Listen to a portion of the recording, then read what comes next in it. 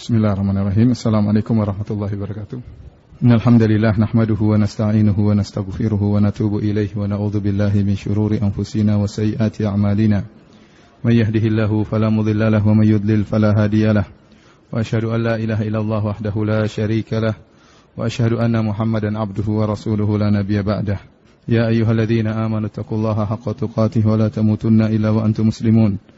فإن أصدق الحديث كتاب الله وخير الهدى هدى محمد صلى الله عليه وسلم شر الأمور محدثاتها وكل محدثة بدعة وكل بدعة ضلالة وكل ضلالة في النار. Ikhwani fillah, azani Allah wa iyyakum. Inilah kesyirikan yang terjadi. Mereka harus ada sesuatu simbol untuk mereka ibadahi. Sampai-sampai kalau mereka tidak sempat buat patung, ya maka mereka cari cara yang lain. Dalam Sahih Al-Bukhari dari Abu Raja Al-Ataridi. Abu Raja Al-Ataridi adalah seorang tabi'in. Dia hidup di zaman Nabi SAW. Di masa Nabi, hanya saja dia tidak masuk Islam di zaman Nabi SAW. Bahkan sempat ikut Musailimah Al-Kadzab. Namun setelah Rasulullah SAW meninggal baru dia masuk Islam. Namun dia sempat bercerita tentang bagaimana dahulu kami menyembah patung. Dia berkata, Kunna na'budul hajar. Kami dahulu menyembah patung, menyembah batu. Fa idza wajadna hajaran huwa khairun minhu alqainahu wa akhadna al-akhar. Kami jadikan batu sebagai patung. Kalau kami dapati ada batu yang lebih bagus, batu ini kami buang. Mereka tidak meyakini patung ini menciptakan alam semesta. Enggak, jangan kita anggap orang Arab dahulu kok meyakini, begitu bodohnya meyakini patung itu apa? Menciptakan alam semesta. Tidak, patungnya simbol. Tatkala ada simbol yang lebih bagus, simbol yang ini di-expire, dibuang. Fa idza lam najid hajaran. Jadi disebutkan oleh para ahli sejarah, sampai-sampai mereka itu kalau mau safar, mereka usap dulu patungnya. Baru bersafar supaya tenang. Kalau udah pulang dari safar, usap lagi. Jadi tergantung dengan simbol tersebut. Kata Abu Raja Al-Ataridi, fa idza lam najid hajaran, kalau kami tidak temukan batu untuk dijadikan Tuhan, jama'na jathiratan min turabin, aikum min turab, maka kami pun mengumpulkan pasir, kami masukkan dalam suatu tempat, ya mungkin dalam semacam kantong, ya. Thumma ji'na bisyat, fahalabnahu alaihi, thumma tufna bihi. Setelah itu kami datangkan kambing, lalu kami perah susunya, sehingga susunya tadi jatuh di atas kumpulan pasir tadi supaya agak mengeras. Ya ini pantaslah jadi Tuhan, sudah dikasih susu. Setelah sudah dikasih susu, maka kami tawaf terhadap patung-patung tersebut. Karenanya Allah Subhanahu wa taala menyebutkan dalam Al-Qur'an bahwasanya patung-patung tersebut bukanlah Tuhan, hanya sekedar dituhan-tuhankan. Ya, kata Allah Subhanahu wa taala, "Illa asma'an sammaitumuha antum wa aba'ukum, ma anzalallahu biha min sultan." Apa yang kalian sembah itu hanyalah sekedar batu-batu yang kalian nenek moyang kalian namakan sebagai Tuhan. Allah tidak pernah menurunkan dalil bahwasanya itu adalah Tuhan atau wakil Tuhan atau simbol Tuhan. Tidak ada dalilnya. Karenanya aneh orang-orang yang menjadikan patung-patung sebagai Tuhan, ya. Lihatlah bagaimana kebodohan mereka sampai menjadikan batu sebagai Tuhan. Sampai disebut ada seorang Arab, dia tatkala ingin menyembah Tuhannya, tiba-tiba dia melihat ada 2 ekor anjing atau serigala yang mengencingi Tuhannya.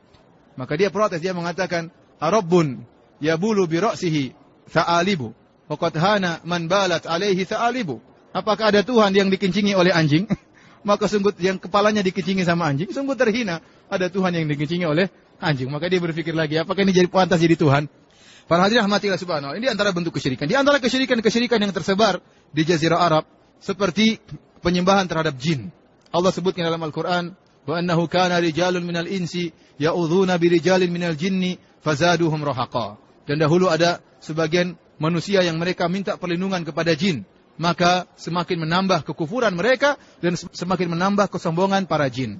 Disebutkan dalam buku-buku tafsir, disebutkan mereka dahulu tatkala melewati suatu lembah dan mereka khawatir ada jin-jin yang mengganggu mereka, maka mereka berkata, na'udzu bi sayyidi hadzal wadi min sufaha'i qaumihi. Kami berlindung kepada pimpinan lembah ini supaya tidak diganggu oleh anak buahnya. Kalau mereka sudah baca doa seperti itu, tenang, tidak ada yang ganggu.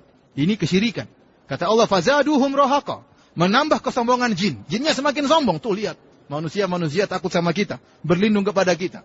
Wazaduhum rahaqa, dalam tafsir yang lain, semakin menambah kekufuran mereka manusia-manusia ini. Jadi ini banyak tersebar di tanah air kita. Kalau mau lewat jembatan harus bel dulu. Tet. Di antara kesyirikan yang terjadi di bangsa Arab adalah tatayur, mengkait-kaitkan nasib sial dengan suatu yang dilihat atau suatu yang didengar. Disebutkan pada orang-orang jahiliyah dahulu, mereka tatkala hendak bersafar, mereka pergi ke sejenis burung tertentu, maka mereka usir burung tersebut. Kalau burungnya terbang ke arah kanan, maka mereka melanjutkan safar. Namun kalau burungnya terbang ke arah kiri, enggak jadi safar, takut sial. Mereka juga bertasya'um, ya, bertatayur dengan bulan Safar, bulan sial. Dan banyak tatayur-tatayur mereka, insya Allah kita akan sampaikan pada waktunya. Ini sekedar saya memberikan gambaran umum tentang kesyirikan-kesyirikan yang terjadi. Segala bentuk kesyirikan yang ada di zaman sekarang seperti menyembelih kepada jin, menyembelih kepada selain Allah, semua dilakukan oleh orang-orang musyrikin dahulu. Jadi secara keagamaan sangat rusak, kerusakan terjadi, penuh dengan kesyirikan terjadi di kota Mekah. Kita cukupkan di sini saja, insya Allah besok kita lanjutkan lagi. Wabillahi taufiq wal hidayah. Subhanakallah bihamdik. Asyhadu an la ilaha illa anta. Astaghfiruka wa atubu ilaik. Assalamualaikum warahmatullahi wabarakatuh.